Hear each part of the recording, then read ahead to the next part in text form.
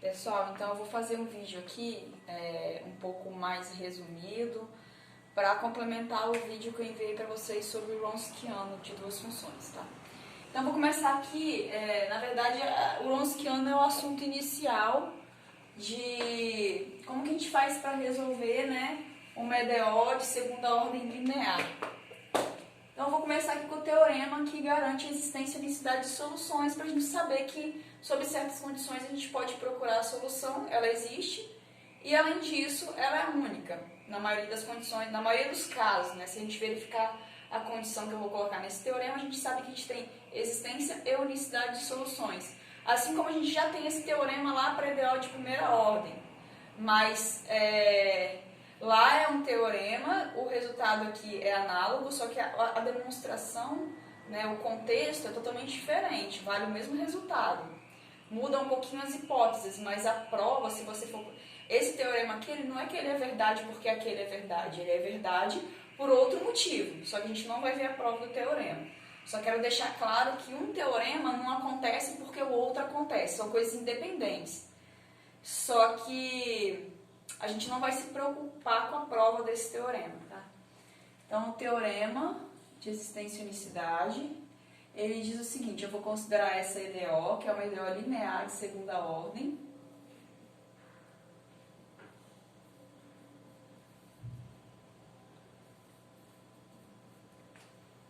e eu vou colocar uma condição inicial. Lembrando que condição inicial numa EDO linear é dizer o valor da função no ponto e o valor da derivada da função no ponto. É uma condição inicial para a segunda ordem, então você tem que dizer a condição das ordens anteriores. Se fosse uma EDO de terceira ordem, eu tenho que dar valor, isso aqui é a derivada 0, derivada 1, derivada segunda, para ter uma condição inicial para uma EDO de terceira ordem, tá? E aí, então, se eu tenho esse problema de valor inicial e eu tenho que P de T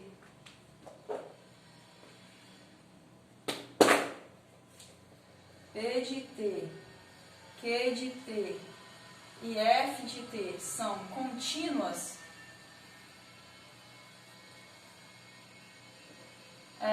contínuas em um aberto, intervalo aberto I,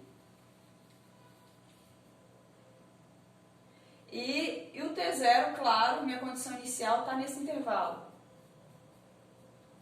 Então, existe uma única solução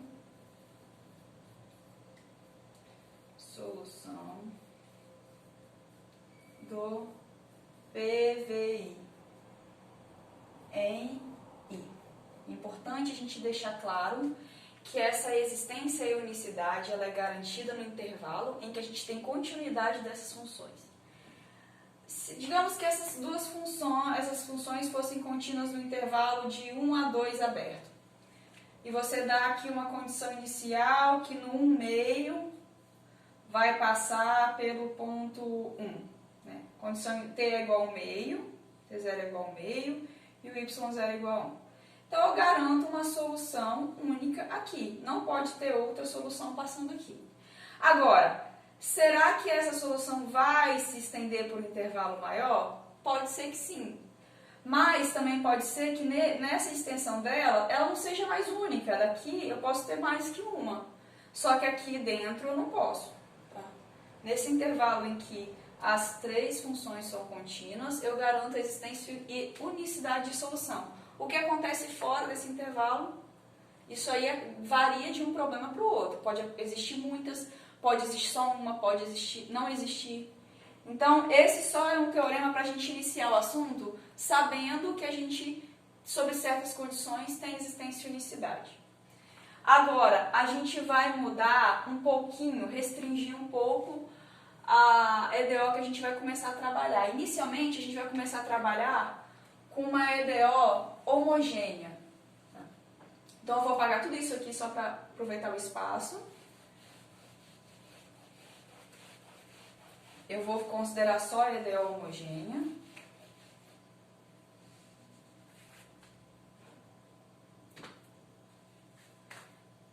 Então, aqui são equações homogêneas. homogêneas.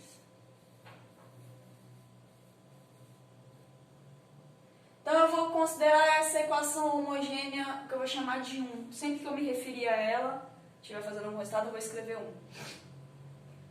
Então, eu tenho aqui o princípio da superposição, que é uma coisa super que a gente vai usar o tempo todo. A gente sabe que vale o princípio da superposição. Eu chamaria princípio da combinação linear, mas não sou eu que dou nome às coisas. Então, o que ele diz? Ele diz que se a gente tem y1 de t e y2 de t são soluções de 1, percebe que aqui eu não estou com problema de valor inicial, eu estou só com a EDO, né? Eu não estou me importando com condição inicial, pode ser qualquer condição inicial. Então, essas duas funções são apenas funções que resolvem essa EDO. Então, eu tenho que y de t, que eu vou chamar de y de t essa nova função aqui.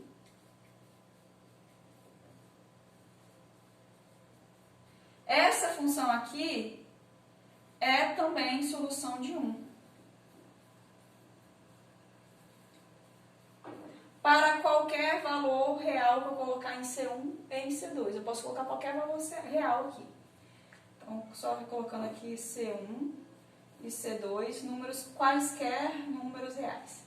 Então, é o princípio da superposição. Você pode ir superpondo soluções, combinação linear de soluções, é uma combinação linear, e você também obtém uma solução. Qualquer combinação linear que você fizer é uma solução.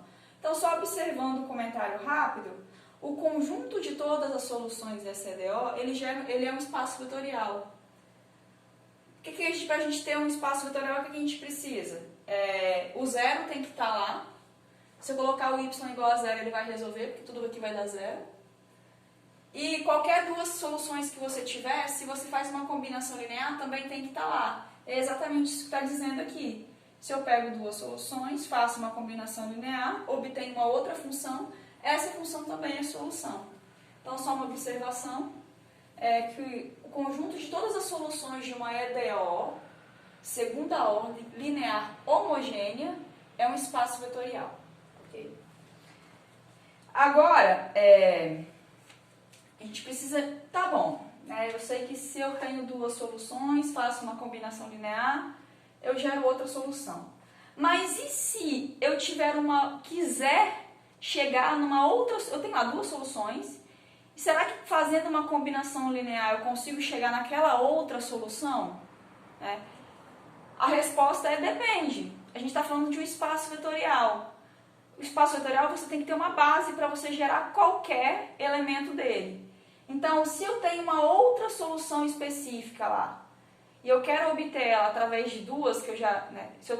vamos pensar ao contrário. Se eu tenho duas soluções dadas, e eu sei que existe uma outra, eu quero chegar naquela outra, não sei explicitar ela, eu quero demonstrar quem é aquela outra a partir dessas duas.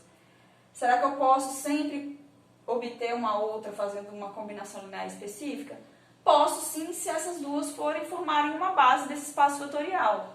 Agora, como que eu vou saber quando forma uma base, né? Então, formar uma base é o que a gente chama de ser LI. Elas vão formar uma base se elas forem LI. Agora, como que eu vou verificar se elas são LI? É isso que a gente vai... É o assunto principal, né, dessa primeira parte, que é olhar para o Wronskiano delas. É uma forma de você verificar se elas são LI. Então, ser LI também é análogo a dizer que são soluções fundamentais.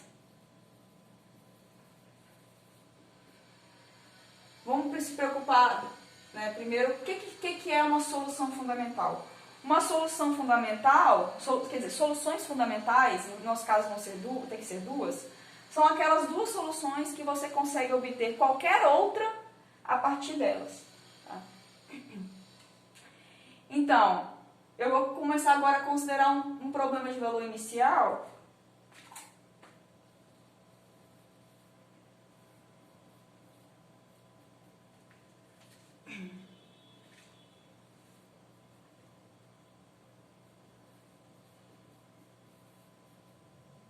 mais... Mesmo problema, a mesma EDO, eu agora vou colocar uma condição inicial aqui.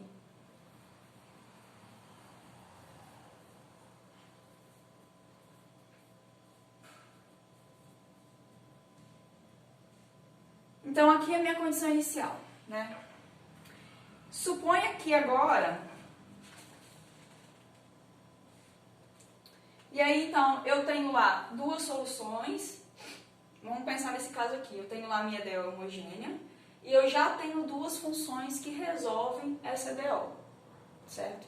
Não falei de condição inicial aqui, tem essas duas funções aqui.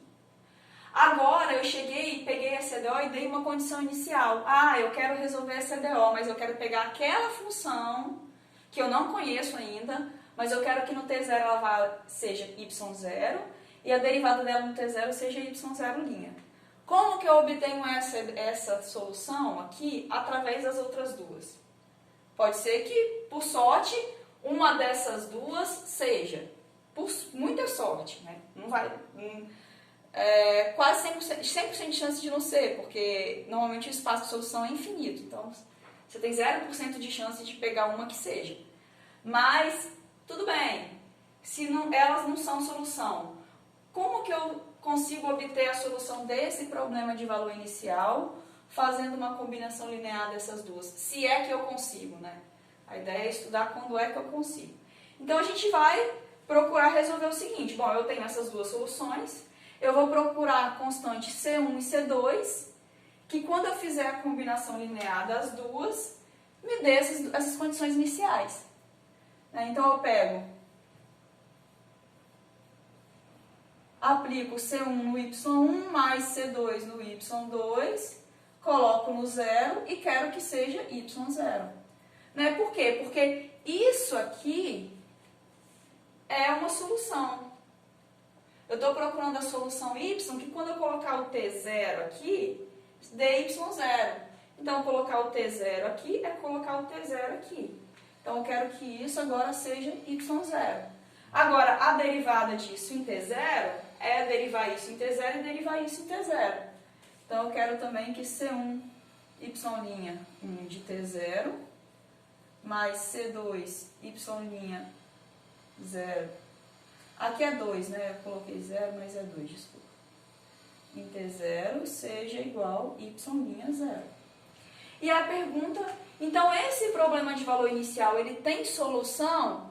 Se e somente se esse sistema tem solução. Tá? Quando é que esse sistema tem solução? Bom, aqui eu posso escrever da seguinte forma. Eu posso fazer C1, C2, C1... Não, fazer diferente, fazer assim, ó. Eu posso reescrever esse sistema da seguinte forma. Y1 no T0, Y2 no T0, Y'1 no T0, Y'2 no T0. Isso é uma matriz que multiplica a matriz com C1 e C2. Isso daqui vai ser igual y0, y0'. Então, vamos lá. Então, resolver esse sistema é achar C1 e C2, tal que essa multiplicação de matrizes dessa matriz, né? E a gente sabe lá da álgebra linear, é muito importante, a álgebra linear é extremamente importante nessa parte. A gente sabe da álgebra linear, eu apaguei a equação 1 que eu tinha aqui, mas a equação 1 é isso aqui. Que esse sistema ele tem solução I única, ele tem solução ele tem solução única se somente C esse determinante diferente zero. Considerando que eu estou no meu T0, que está dentro do meu domínio I de continuidade das soluções, eu vou, quando eu consigo gerar a minha solução, eu sei que a minha solução é única. Então, eu tenho duas hipóteses. Ou essa daqui não vai gerar uma solução, a solução sempre existe, mas pode ser que essa y1 e y2 não gerassem. Ou se ela gerar, vai ser de forma única. Então, isso aqui vai ter solução somente se isso aqui for diferente de zero. Tá? Então, isso daqui é o que a gente chama do Wronskiano de y1 e y2 no ponto T0. É esse determinante, tá? É o determinante.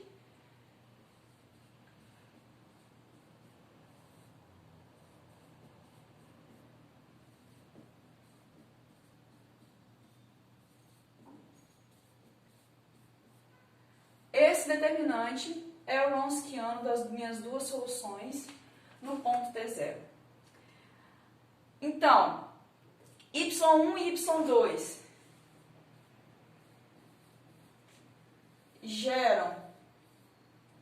geram a solução do PVI, C e somente C, o Wronskiano de y1 e y2 no ponto T0 não for zero, for diferente de zero. Então, vamos pensar com cuidado no que a gente acabou de fazer. Eu dei uma condição inicial e eu quero achar a solução dessa condição inicial através de duas outras soluções que eu tenho. A princípio, eu não sei se isso é possível. Pode ser que aquelas duas outras soluções não gerem essa nova solução. Mas fazendo as contas que me dão, que vão me levar à solução que eu estou procurando, eu vejo que eu chego nessa solução, C e somente C, o Wronskiano delas, que é isso das duas soluções iniciais, de y e y2, não for zero. Se ele não for zero, eu chego nessa solução. Agora vamos observar o seguinte, quando eu olho para o Wronskiano, o meu y0 ele não aparece aqui. A minha condição inicial da imagem, ela não faz a menor diferença. Isso me diz que se eu chegar aqui, deixar o T0 e mudar somente o y0, eu vou continuar tendo solução se eu tiver para o outro y0. Então, digamos que aqui eu tivesse colocado uma condição inicial aqui, fiz as contas e vi que o Wronskiano é diferente de zero, então eu chego na solução. Se eu vier e mudar esse ponto aqui, eu vou continuar chegando na solução.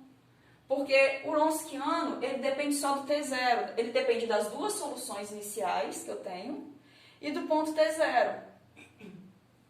Então, a gente sabe que se T0 pertence ao intervalo I, esse intervalo I é um intervalo de continuidade dessas duas funções. E o Wronskiano de y1 e y2 em T0 for diferente de zero, então o PVI tem solução para quaisquer y0, y01. Então, eu posso mudar a imagem e eu vou continuar tendo solução. Ok?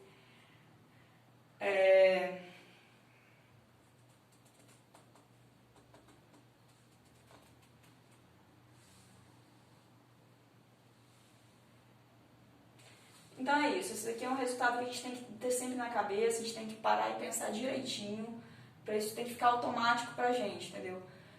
Se eu pego um ponto no domínio onde as funções são contínuas, tenho duas soluções quaisquer, faço o Wronskiano delas nesse ponto, se for diferente de zero, beleza, eu consigo usar essas duas soluções para gerar qualquer solução do problema de valor inicial, mesmo mudando isso daqui.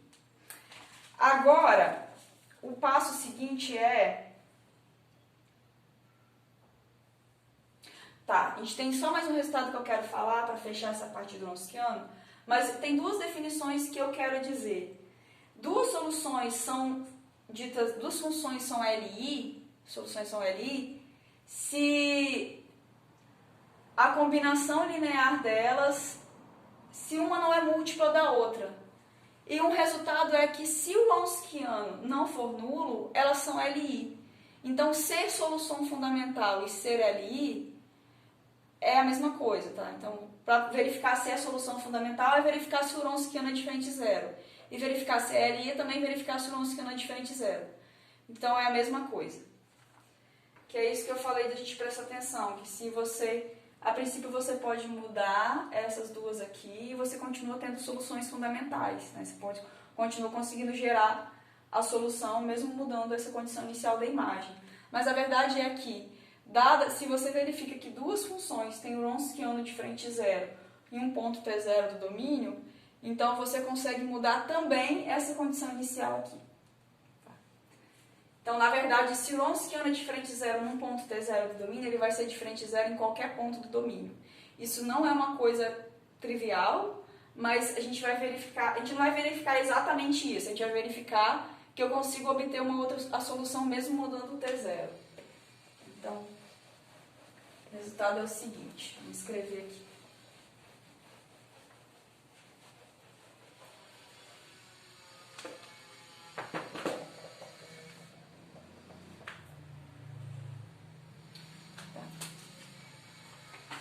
Então, esse aqui é o teorema, que resume isso que eu acabei de falar, que se a gente tem y1 de t e y2 de t, se eles são soluções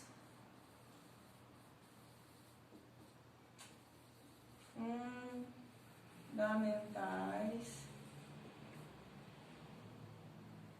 de 1, que é aquela EDO lá, em um aberto. 1 é só essa EDO aqui, tá? Sem a condição inicial. Em um aberto I, onde P de T e Q de T são contínuas,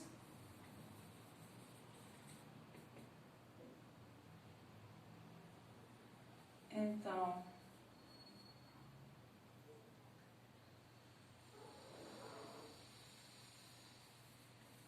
nesse caso, então, é isso que eu vou chamar de família de soluções.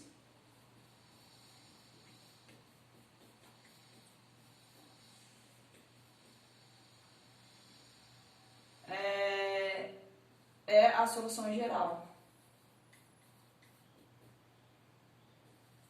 O que significa ser solução geral em I? Significa que se você consegue obter qualquer solução de qualquer PVI, apenas admitindo valores adequados para C1 e C2. Então, qualquer solução de um PVI desse tipo, mudando T0 e Y0, T0 e Y0', você pode mudar as condições iniciais.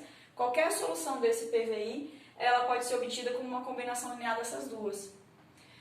Você só precisa verificar que o Wronskiano não é nulo em um T0 do domínio para você obter que a solução, qualquer solução pode ser gerada. E a ideia é bem simples, eu vou fazer só um rabisco da ideia da demonstração aqui. Como que eu faço isso? É uma ideia assim, muito simples mesmo, só usa mais lógica, na verdade. É um jogo, tipo um joguinho de videogame que a gente faz para obter você usa artifícios que você já tem. Não entra nenhuma matemática superior aqui. Você faz o seguinte, é uma prova.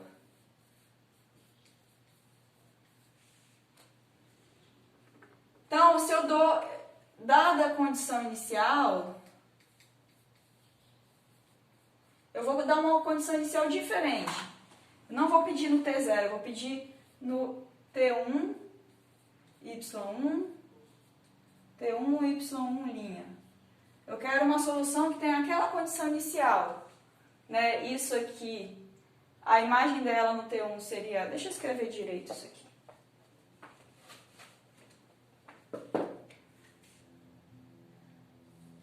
Eu quero que a imagem no T1 seja Y1, a derivada no T1 seja Y1'. Então, agora eu pego e faço o seguinte. Eu sei que existe... Peraí, deixa eu pensar se é assim que eu vou fazer.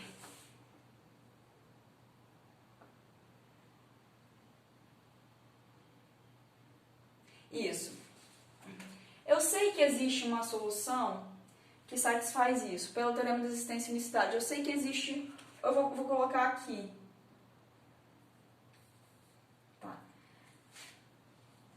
sei que existe uma solução que eu vou chamar de Z de T. O livro chamou de Z de T.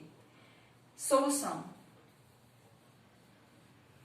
Eu sei que existe uma Z de T, que é a solução dessa DO com essa condição inicial. Aí o que eu faço? Eu pego essa Z de T agora, e lembrando que eu tenho um resultado anterior, que se eu colocasse o T1 igual a T0, eu já teria solução pelo resultado anterior, que se a gente mantém esses dois aqui igual ao T0, o T0 é o ponto onde a gente verifica que o Wronskiano é diferente de zero, né? Para ter que essas são soluções fundamentais, eu preciso saber que o Wronskiano é diferente de zero em um ponto do domínio, T0, digamos. Agora eu dei uma outra condição inicial que não está no T0. Mas eu sei pelo teorema de existência e unicidade que existe uma solução Z com essa condição inicial aqui. Então eu vou pegar